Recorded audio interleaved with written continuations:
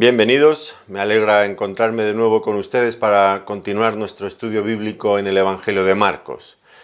Hoy vamos a ir al capítulo 4, los versículos 26 al 29, y vamos a estar tratando sobre una parábola que contó nuestro Señor Jesucristo y que tiene que ver con el crecimiento de la semilla.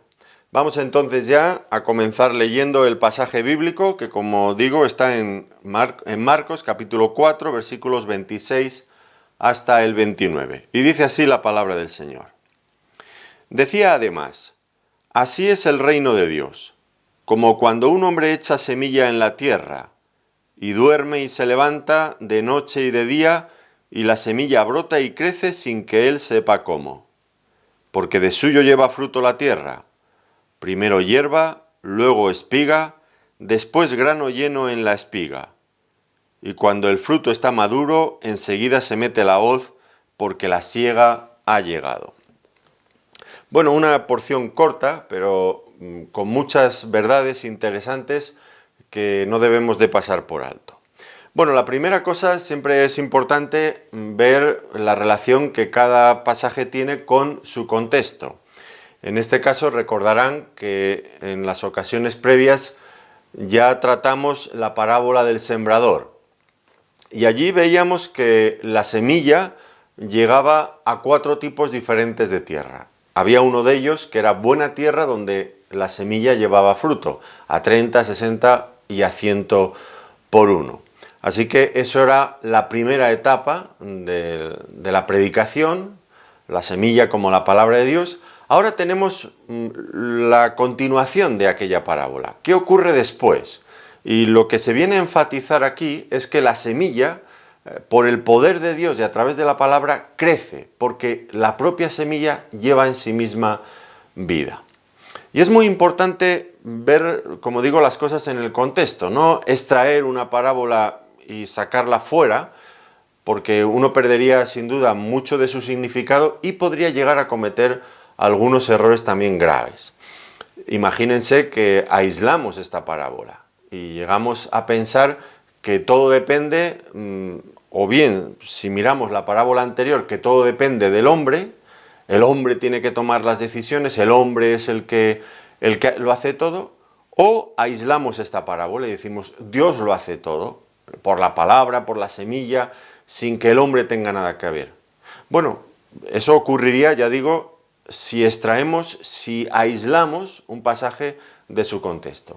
Pero qué buena cosa es unirlos y verlos en su conjunto. Y entonces vemos que son verdades complementarias. Por un lado tenemos que la palabra llega al corazón de los hombres por medio de la predicación. Hay corazones que la rechazan y hay corazones que la aceptan, pero aquellos que la aceptan, la propia palabra tiene vida en sí misma y hace que germine, que lleve fruto. Y esto es de lo que va a tratar aquí este pasaje que vamos a estar considerando en esta ocasión. Bueno, ¿cuál es la interpretación de la parábola? Aquí vamos a ver al menos 2 posibilidades, 2 posibles interpretaciones. En todo caso, ya vimos que, en primer lugar, quien sembraba la palabra, quien sembraba la semilla en el campo, era el Señor. Así que esa sería la primera interpretación. El Señor vino a este mundo como el pionero, el precursor, aquel que estaba sembrando la palabra en distintos corazones. Corazones duros, corazones más sensibles. Bueno, pues hay algunos corazones que reciben esa palabra y la iglesia se va formando, va creciendo, porque la semilla, la palabra que Él vino a predicar a este mundo, está llevando cada vez más fruto, está creciendo. Llegará un momento que estará lista para la cosecha. Y esa cosecha, como vemos en otras parábolas, pues es cuando viene el Señor en su segunda venida, junto con sus ángeles, a segar aquella semilla que ya está lista para ser segada, porque ya es un fruto maduro, listo para ser llevado al granero. Así que esa podría ser una primera interpretación. El Señor viene a este mundo a sembrar la palabra del reino y posteriormente, cuando llegue el Señor Jesucristo en su segunda venida, pues seremos recogidos y llevados con Él a los graneros celestiales. Esa sería por lo tanto, la primera de las interpretaciones, pero no es la única. La segunda posibilidad, pues tiene que ver con que, tal como dijimos al explicar la parábola del sembrador, que lo vimos que el sembrador es el que predica la palabra. Cualquiera de nosotros, que somos creyentes, tenemos el deber, la obligación espiritual de compartir, de predicar la palabra a otras personas que todavía no conocen al Señor. Y entonces nos constituimos en ese momento en sembradores de la semilla. Y habrá personas, Dios quiera que sí, que escuchen nuestra predicación y se conviertan al Señor. Y esa palabra sembrada en los corazones empieza a crecer y finalmente a llevar fruto.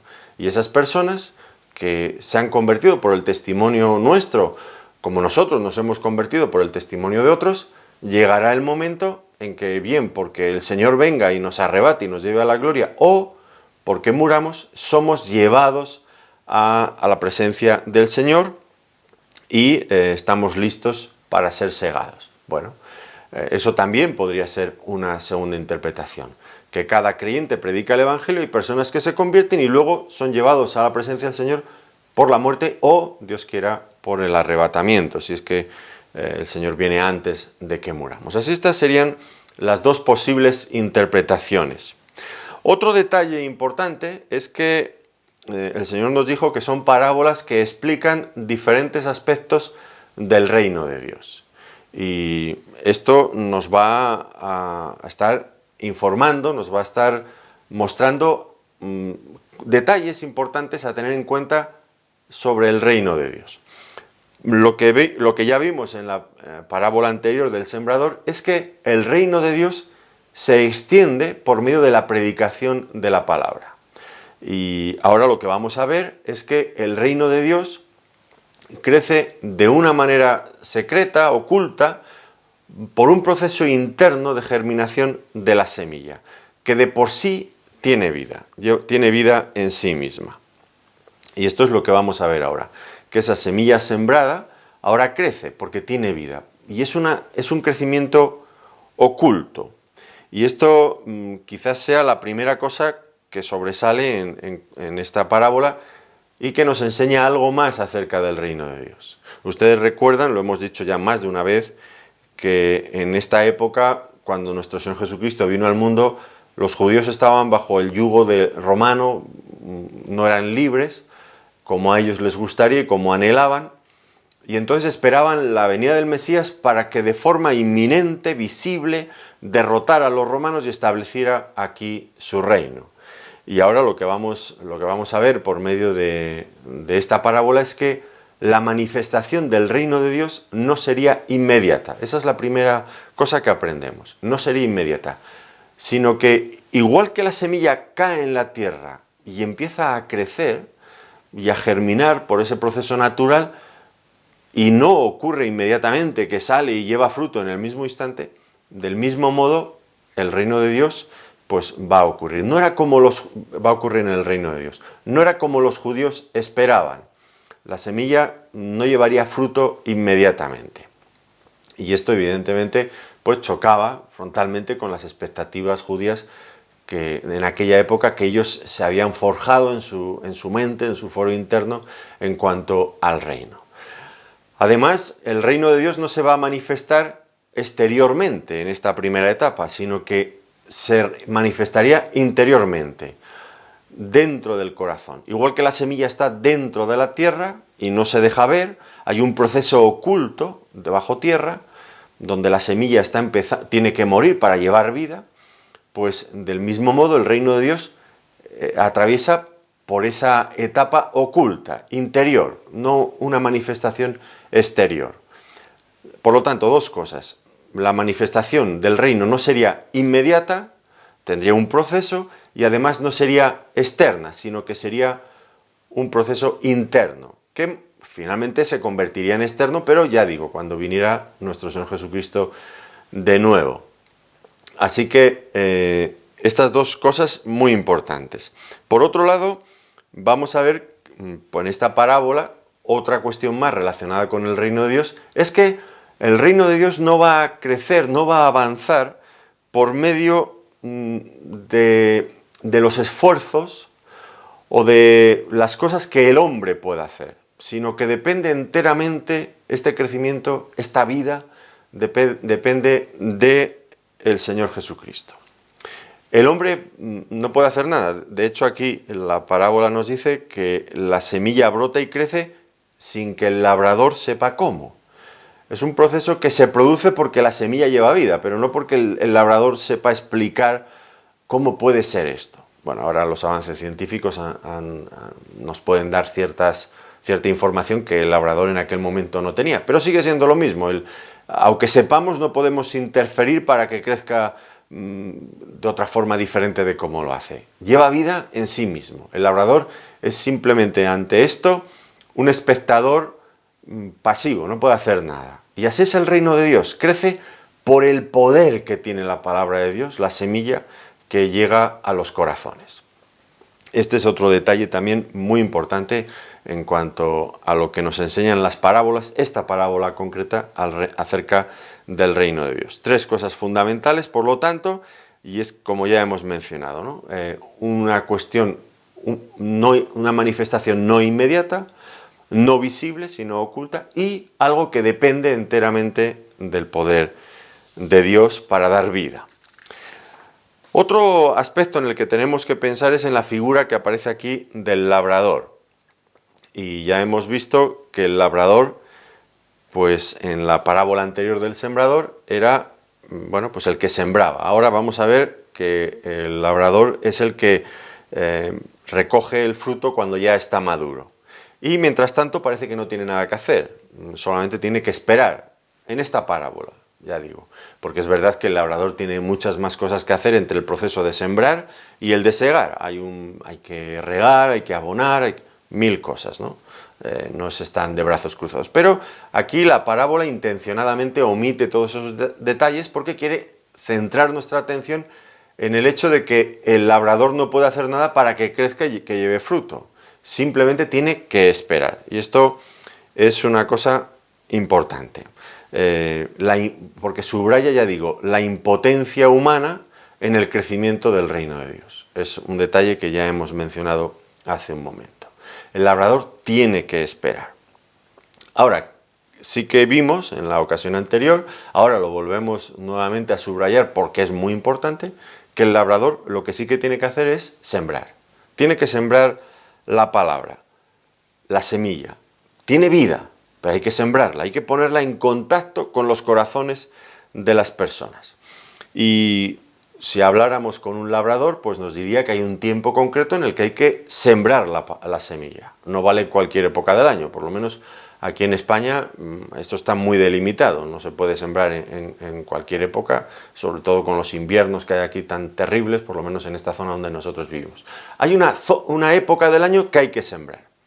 Y del mismo modo, pues los creyentes que somos llamados a sembrar la palabra del Señor, también tenemos una época. ¿Cuándo es esa época para sembrar? Pues esa época es ahora. Ahora estamos en ese periodo en que hay que sembrar la palabra de Dios. Llegará un momento en que ya no habrá oportunidad, cuando el Señor venga a segar la cosecha. Pero ahora mismo es el momento de sembrar. Tenemos la responsabilidad de sembrar. Es nuestro tiempo para sembrar. Además debemos de recordar que el trigo no nace donde no ha sido sembrada la semilla. Para que nazca el trigo o la cebada o lo que sea que plantemos, es necesario que primero haya sido plantada, si no, no va a salir. Y esto pues es una responsabilidad que nosotros como creyentes tenemos. El Señor envió a predicar a los 12, los escogió para enviarlos después a predicar la palabra. Más adelante en su ministerio podemos observar también que luego eligió a otros 70 para enviarlos también a predicar igualmente. Y al acabar su ministerio, después de haber resucitado en el momentos previos antes de ascender al cielo, el Señor envió también, comisionó a todos los creyentes y les dijo: id por todo el mundo y predicad el Evangelio. Comenzando desde Jerusalén, por Samaria, hasta lo último de la tierra, dice Hechos de los Apóstoles capítulo 1 y versículo 8. El Señor Jesucristo envió predicadores a sembrar la palabra, la semilla de la palabra. Esta es nuestra responsabilidad.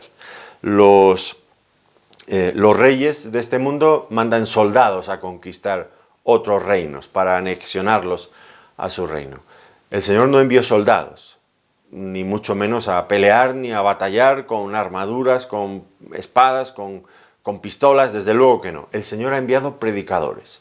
El único arma que un creyente tiene es la palabra de Dios, que debe de ser predicada, enseñada.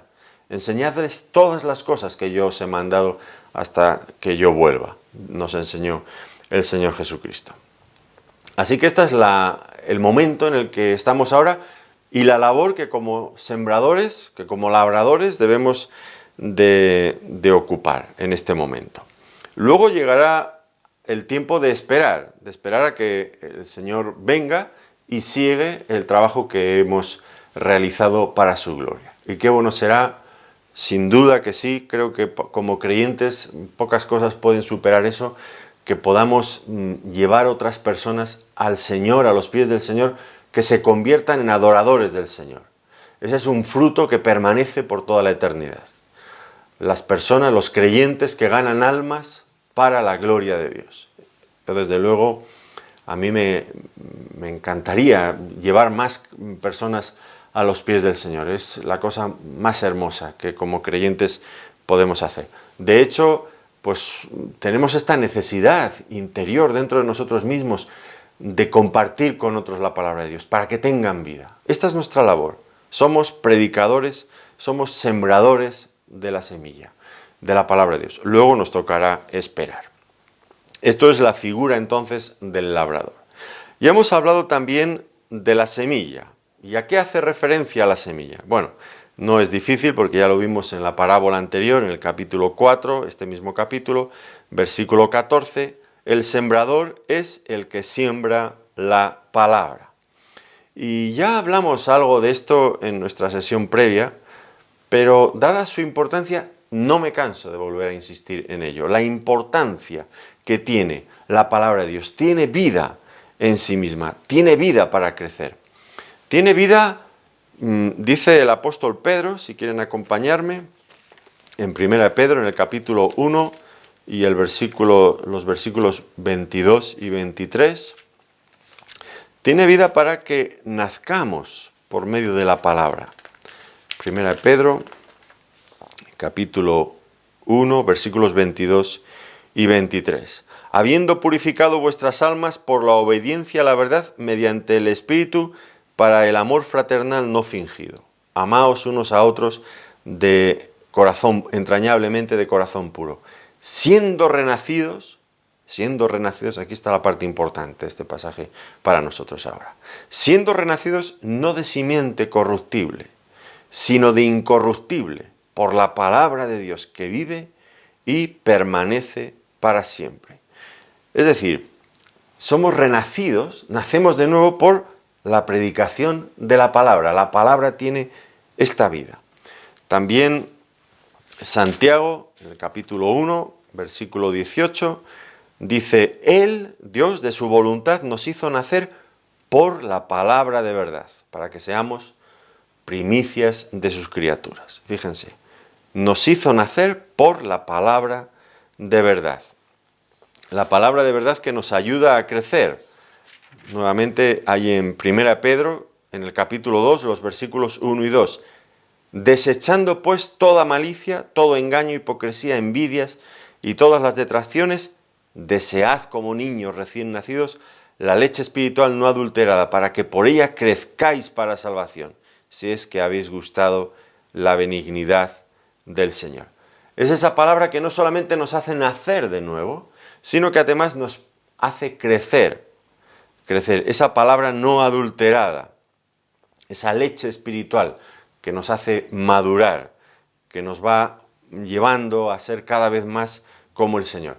Esa palabra que tiene ese poder cortante, como dice Hebreos, el capítulo 4, ese pasaje tan conocido, Hebreos 4, 12. Dice: porque la palabra de Dios es viva y eficaz, y más cortante que toda espada de dos filos, y penetra hasta partir el alma y el espíritu, las coyunturas y los tuétanos, y discierne los pensamientos y las intenciones del corazón. Es esa palabra que tiene el poder de Dios para cambiar a las criaturas, que logra penetrar hasta lo profundo del ser humano y discernir sus intenciones. La palabra de Dios. También la exhortación que el apóstol Pablo hacía a Timoteo en la segunda epístola de Pablo a Timoteo, el capítulo 3, los versículos 16 y 17, versículos también muy conocidos por otra parte. Dice, toda la escritura, volvemos nuevamente a la palabra, toda la escritura es inspirada por Dios y útil para enseñar, para redarguir, para corregir, para instruir en justicia, a fin de que el hombre de Dios sea perfecto, enteramente preparado para toda buena obra. La importancia de la palabra de Dios, que lleva a la persona a nacer de nuevo, que lleva a la persona al conocimiento de Dios, que le permite crecer, que le permite estar preparado para toda buena obra. Esta es la palabra de Dios, esta es la semilla que nosotros tenemos. Es poderosísima, es poderosísima. No sé si usted se ha parado a pensar en el poder que tiene la palabra de Dios, que usted tiene en su casa, en sus manos, el poder que tiene la palabra de Dios. Es incomparable. Y el poder de Dios por su palabra unido a su Espíritu Santo, esa es la combinación perfecta. Por eso cuando predicamos, debemos de predicar la palabra de Dios en el poder del Espíritu Santo. Bueno, pues ya vamos clarificando cada uno de estos elementos que no encierran gran dificultad en esta ocasión. Y pasamos ahora entonces a ver el crecimiento de la semilla, que es sin duda el tema principal de esta porción bíblica que nos ocupa hoy en esta ocasión. Así que el crecimiento de la semilla. Y lo primero que vemos es que la semilla de suyo, dice aquí el texto, de suyo contiene todos los ingredientes necesarios para fructificar. Y esto lo acabamos de mencionar, el poder del Espíritu Santo es el que produce el inicio de este proceso. El Espíritu Santo en colaboración, en combinación con la predicación de la palabra. Nosotros no sabemos cómo actúa el Espíritu Santo por medio de la palabra, pero lo que sí que vemos es el poder que tiene para cambiar los corazones, para regenerarlos. Este crecimiento luego puede ser lento, pero es continuo. Nada puede impedir el desarrollo de la obra de Dios, de esa semilla que ha sido sembrada en un buen corazón. Desde luego, la que ha sido sembrada en corazones no dispuestos, que han rechazado la palabra, como los que vimos, la parte que cayó junto al camino, la que cayó entre pedregales, la que cayó entre espinos, pues esos no produce. Pero la que ha caído en buena tierra, esa crecerá más o menos lentamente, pero crece y llevará vida. Dice el apóstol Pablo en Filipenses, en el capítulo 1 y versículo 6, él decía, estando persuadido de esto, que el que comenzó en vosotros la buena obra, la perfeccionará hasta el día de Jesucristo. Esa es la cuestión, que la semilla que cae en buena tierra llevará fruto de forma imparable. Esto nos lleva al segundo punto, y es que lo que Dios comienza, Dios lo termina. No va a dejar las cosas inacabadas. No es como usted y como yo, que tantas y tantas veces dejamos cosas a medias. Lo que el Señor comienza, Él lo termina. Y en esto hay que decir que el diablo va a hacer todo lo posible por intentarlo, por intentar frustrar los planes de Dios para los creyentes, para el reino de Dios. Pero nada de todo eso él no va a poder evitarlo, de ninguna de las maneras. No podrá impedir que los planes de Dios sigan adelante. Nada lo va a frustrar, nada. En la antigüedad hubo persecuciones terribles contra el cristianismo. En la época romana, en la primera época, terrible, de los romanos y también del judaísmo, porque si usted lee los Hechos de los Apóstoles, se encuentra con esa realidad, que los primeros promotores de persecuciones fueron los judíos contra el cristianismo, contra sus hermanos judíos que habían creído en el Evangelio del Señor Jesucristo como Mesías. Pero luego hubo persecuciones del Imperio Romano, feroces, crueles. Luego hubo persecuciones de la Iglesia Católica, la Inquisición, y a veces también en los países protestantes. Pues hubo cosas muy duras contra auténticos creyentes que se desligaban, que se desmarcaban de esos movimientos oficiales de la religión corrupta tantas y tantas veces.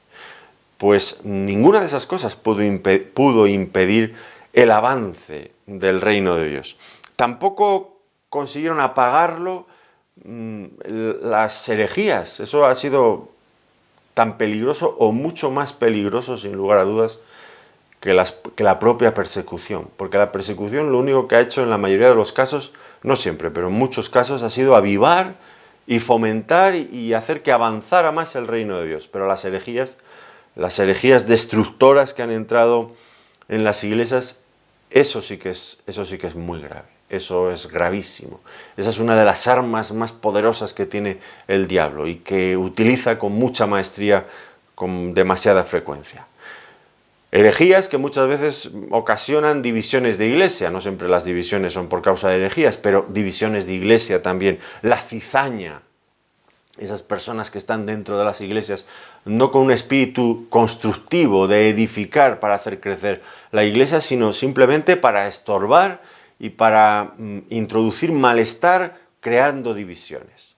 Pues esas cosas son reales en el reino de Dios, desgraciadamente, muy reales y muy presentes. Y sin embargo, ninguna de ellas ha conseguido detener el avance y el progreso del reino de Dios. Porque la semilla de suyo lleva vida.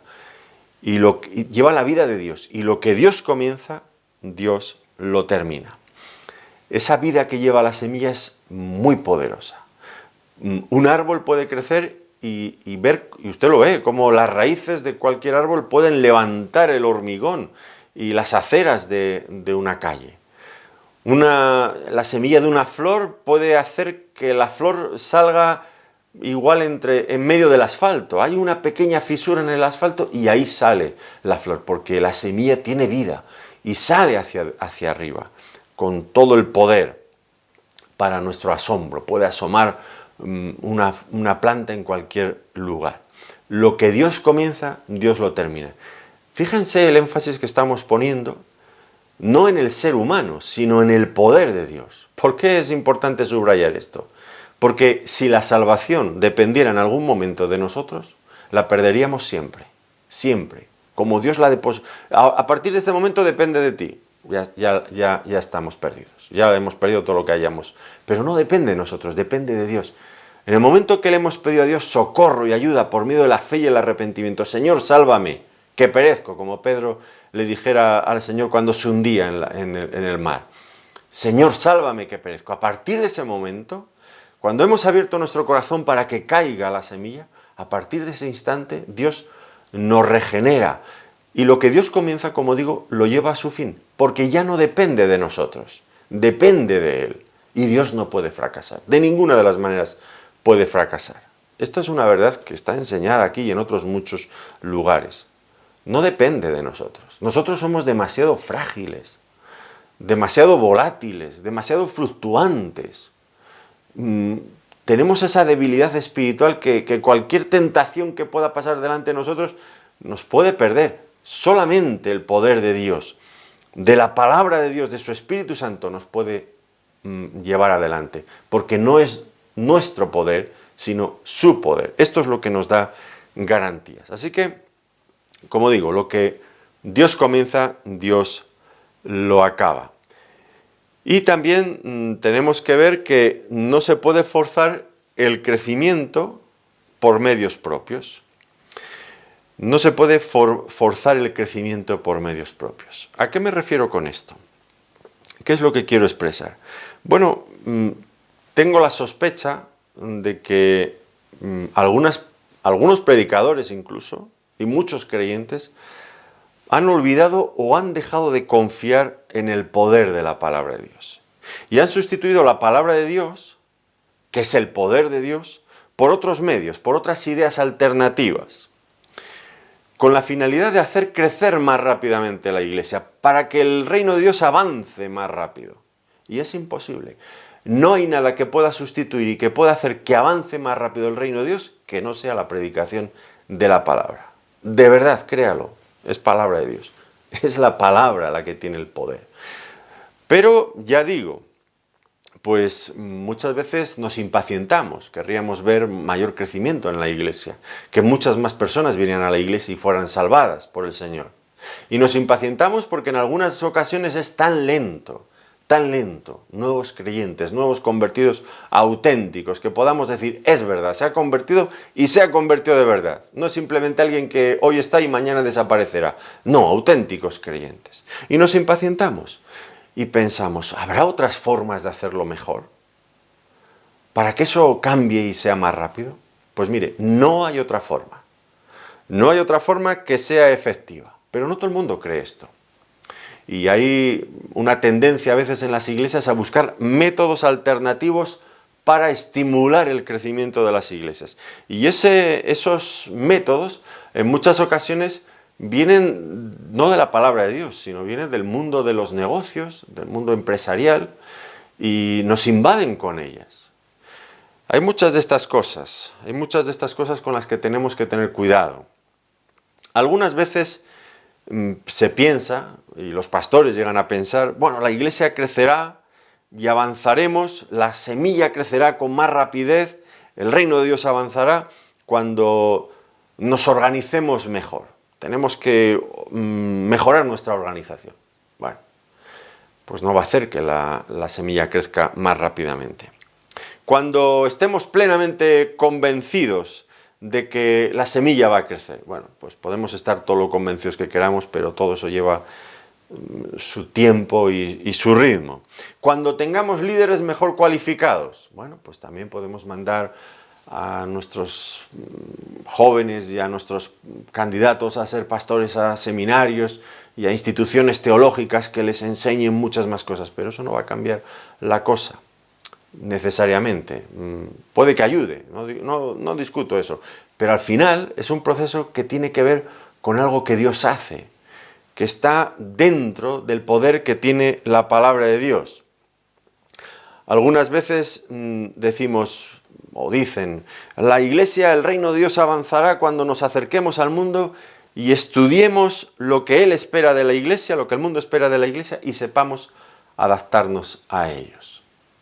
Hacer estudios de sociología, ver qué están esperando de nosotros. Vamos a progresar en esa dirección. ¿Qué esperan? Pues vamos a dárselo para que el reino avance. Bueno, pues son ideas atractivas, creo que bastante mundanas, pero la iglesia crecerá cuando se ocupe en hacer más obra, cuando se involucre más en la obra social. Porque la gente está cansada de escuchar predicaciones, lo que quiere es vernos actuar solucionando las necesidades reales de la gente, las necesidades del hambre, de enfermedades, de su vestido, de su comida, esas cosas son las que quieren ver. Vamos a dedicarnos a eso en lugar de estar tanto tiempo dedicándonos a otras cosas. Las personas se convertirán y avanzará el reino de Dios cuando convirtamos los templos, nuestros lugares de reuniones, en lugares más confortables, más amistosos, mejorando aspectos como el sonido, como la iluminación, tener mejores asientos, más cómodos, esos asientos más envolventes, que cuando uno se siente esté cómodo de verdad.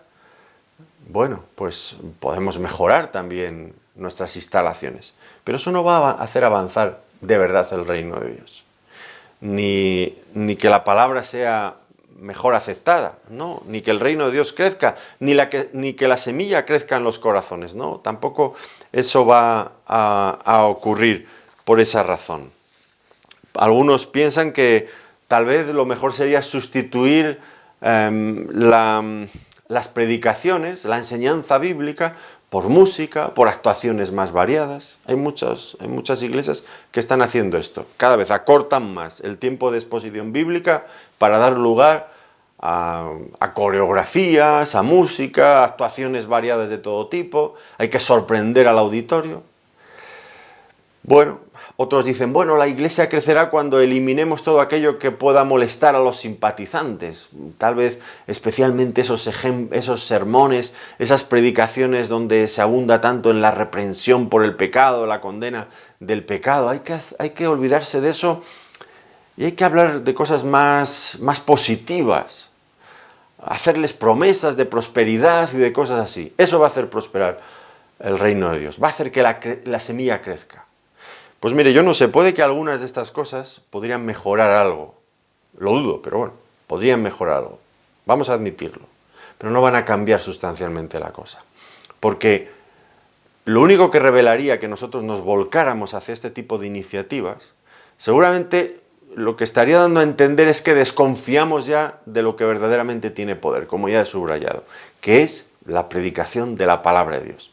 La palabra de Dios obrando por el Espíritu Santo. Todas estas otras cosas son tan superficiales y en la inmensa mayoría de los casos tan inservibles, son un engaño. Y creo que hay muchos que están empleando grandes esfuerzos por modernizar sus iglesias precisamente en esta dirección.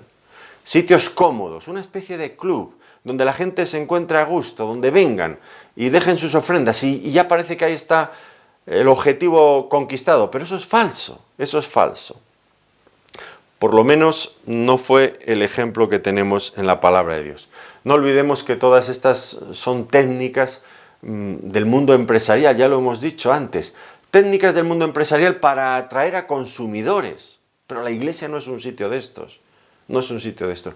Nuestra confianza no debe estar en estos métodos que provienen de la pericia humana, de los campos de la psicología, de los negocios, de la política incluso, o del entretenimiento. Nosotros somos el pueblo de Dios, la iglesia del Señor. Nuestra confianza no puede estar en esos medios.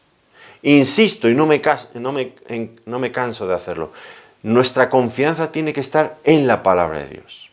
En la palabra de Dios, exclusivamente en la palabra de Dios. Lo otro es falso, es pueril, es vano, se va a desvanecer en cualquier momento. Piensen ustedes en la propia palabra de Dios, en algunos ejemplos bíblicos. ¿Ustedes se acuerdan de Jonás?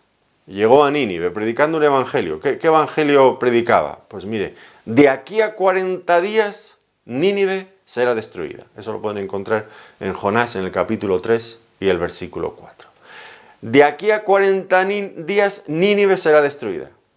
Y paseando por la calle principal de Nínive, un grito con voz en cuello, gritando a todo el mundo para que lo supiera. Y tuvo impacto, claro que tuvo impacto, porque era palabra que venía de Dios mismo. Y aquella ciudad se arrepintió. Y allí usted no busque estrategias de este tipo que estamos mencionando.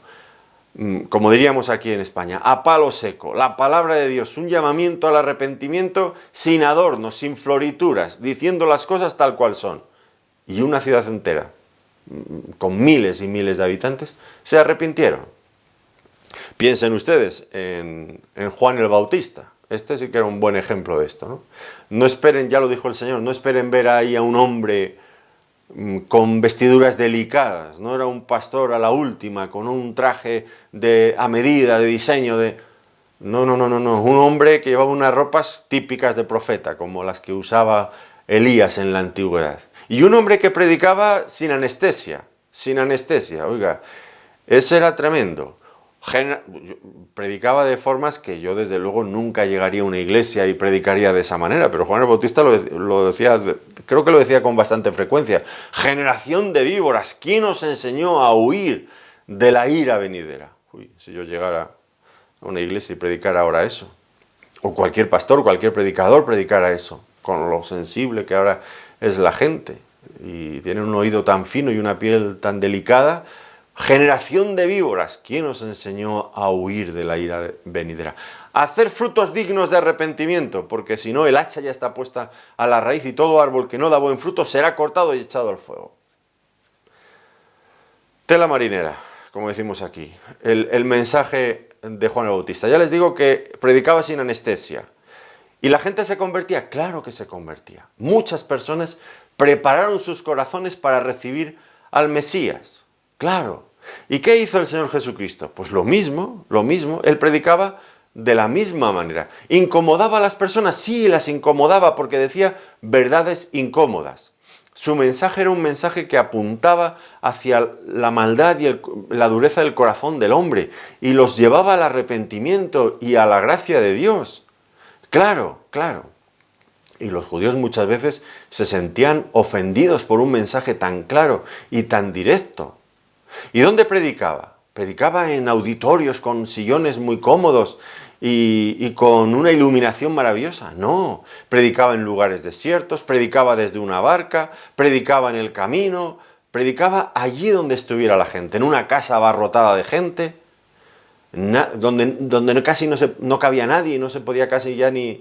uno no se podía ni mover, casi ni respirar. Y allí predicaba, y la palabra funcionaba, daba fruto para la gloria de Dios, porque es la palabra de Dios. Y nosotros no podemos sustituir de ninguna de las maneras, no podemos sustituir el poder de la palabra de Dios por estas técnicas. Claro que no, claro que no. ¿Sabe por qué?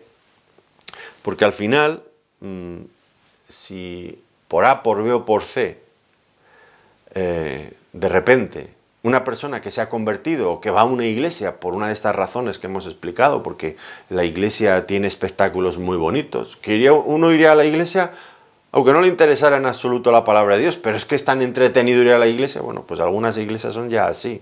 Hay tanto entretenimiento, tanto folclore, tanto baile y tanta música con mucho volumen, pues que van a la iglesia y quizás por el espectáculo, porque igual que irían a un teatro, irían a un cine o irían a una fiesta de lo que sea, pues porque es divertido, porque es entretenido. Los asientos son cómodos, la iluminación es muy espectacular, los predicadores son una especie de showmans que tienen toda una labia y una capacidad para el entretenimiento abrumadora, que te dejan, que te entretienen, que son graciosos, que tienen chispa, que son animados. Bueno, pues imagínense que la gente va a las iglesias por esta razón. Y un día, de repente, hay una persecución contra la iglesia. Y ahora ya no pueden reunirse en ese sitio, ahora tienen que reunirse en la clandestinidad, en un bosque, en algún sitio alejado, apartado, o en una casa abarrotada de gente y a escondidas, llegando a intervalos, como ocurre en muchos países, en muchos sitios, en muchas iglesias, en sitios donde el cristianismo es perseguido. ¿Cuántos de los que van a las iglesias por estas causas que he mencionado hace un momento seguirían estando en la iglesia si faltara todo eso, si no hubiera luz, si no hubiera sonido, si no hubiera estas cosas tan espectaculares, si los asientos no fueran cómodos, si el predicador no fuera entretenido, si además fueran poquitos y tuvieran dificultades? ¿Cuántos seguirían yendo a las iglesias? Pues seguirían yendo los que son verdaderos creyentes, los que han nacido por la palabra de Dios, pero no por esas cosas, por esas otras cosas, porque eso no da vida auténtica.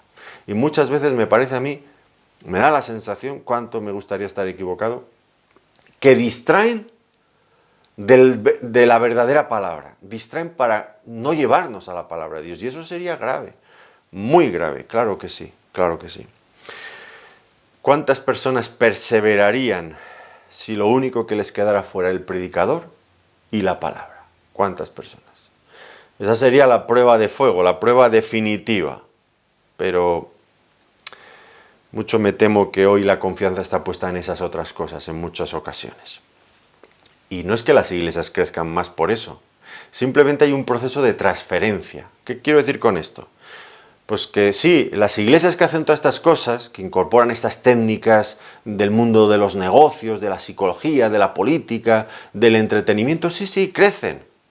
¿Pero a base de qué?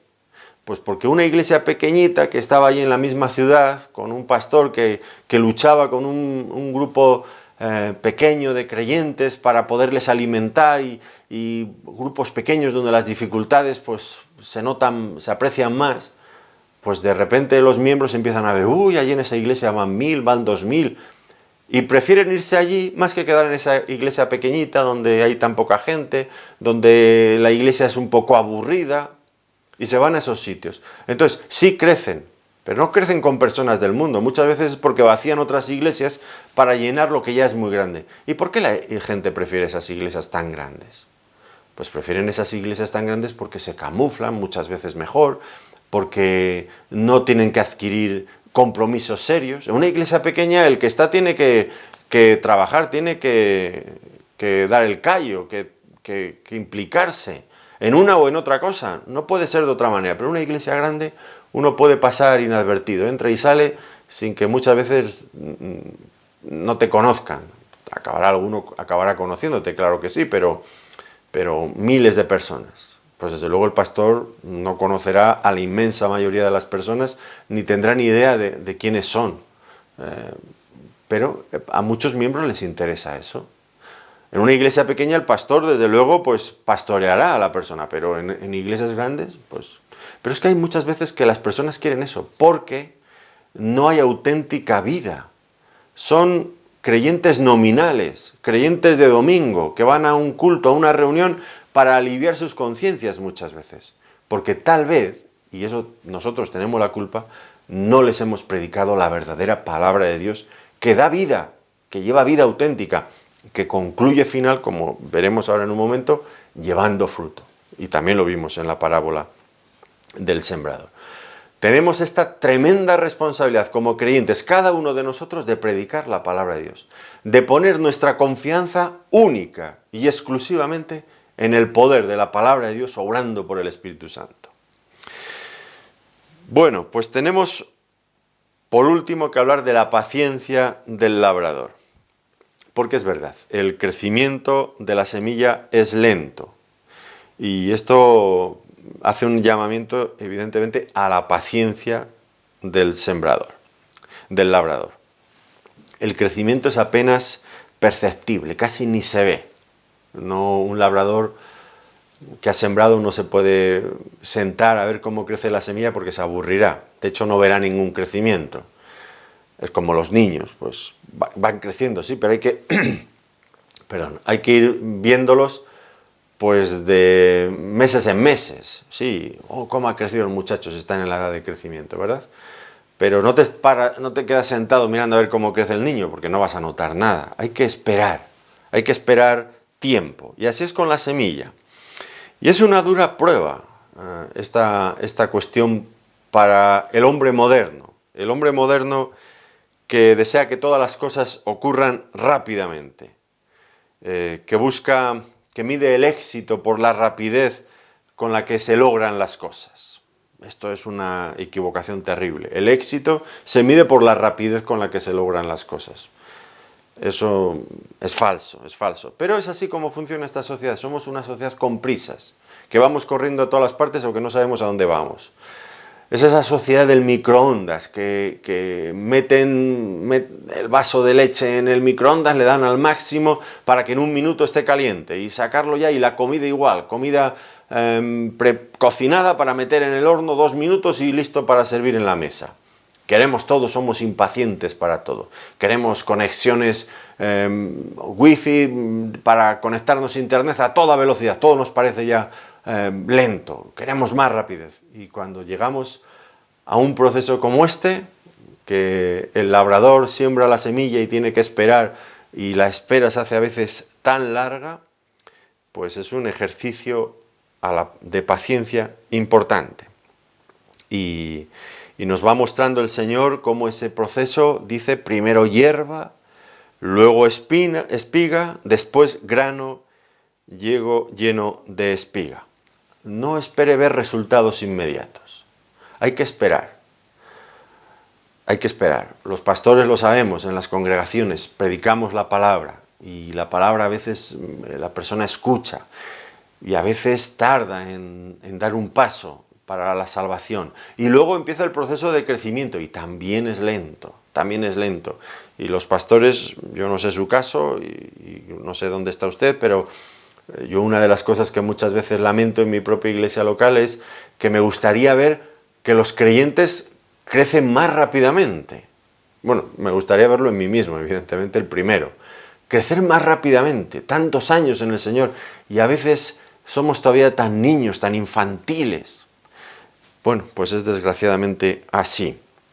Lleva su tiempo el crecimiento, pero es un crecimiento imparable cuando la semilla ha llegado a una buena tierra. Hace tiempo oí hablar del bambú japonés.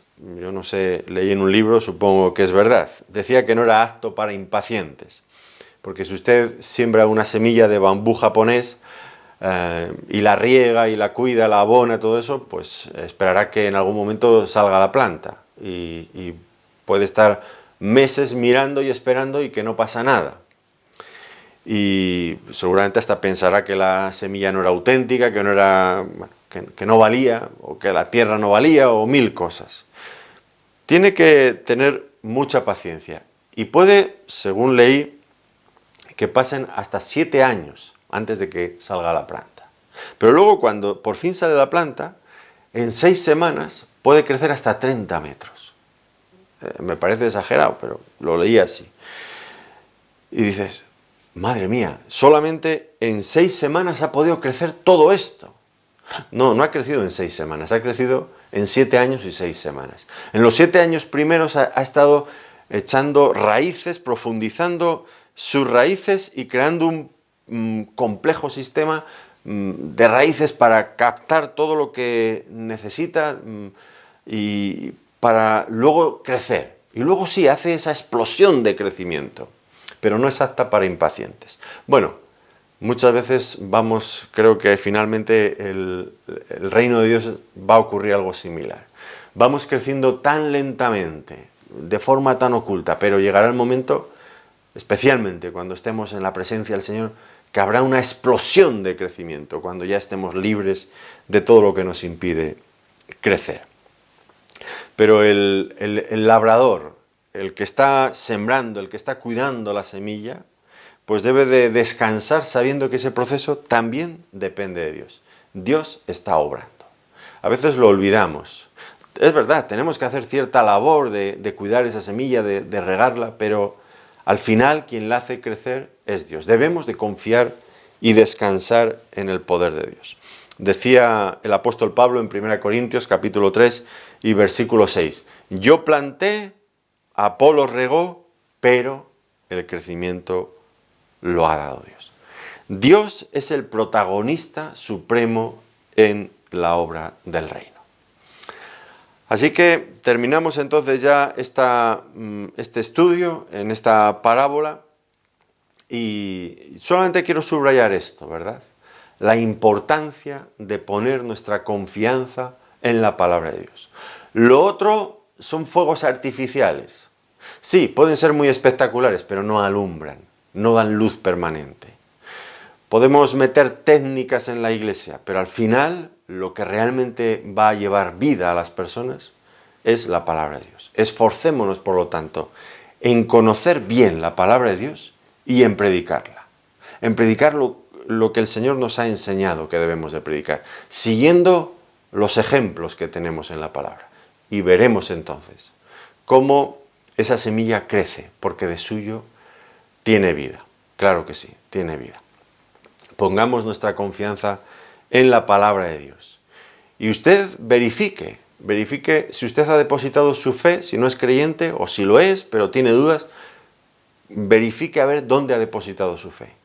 ¿En qué está confiando usted? Igual se ha dejado atraer por una iglesia que tenía cosas muy espectaculares, muy bonitas. Se sentía usted solo y se cree que es creyente porque va allí. Piénselo bien. ¿Ha depositado usted realmente su fe en la palabra de Dios? Porque solamente es la palabra de Dios quien le puede hacer nacer de nuevo y darle la vida, esa vida de Dios que finalmente dará fruto para su gloria y en su gloria. Pues terminamos aquí. Les agradezco mucho su atención y gracias por acompañarnos una vez más. Que Dios les bendiga ricamente.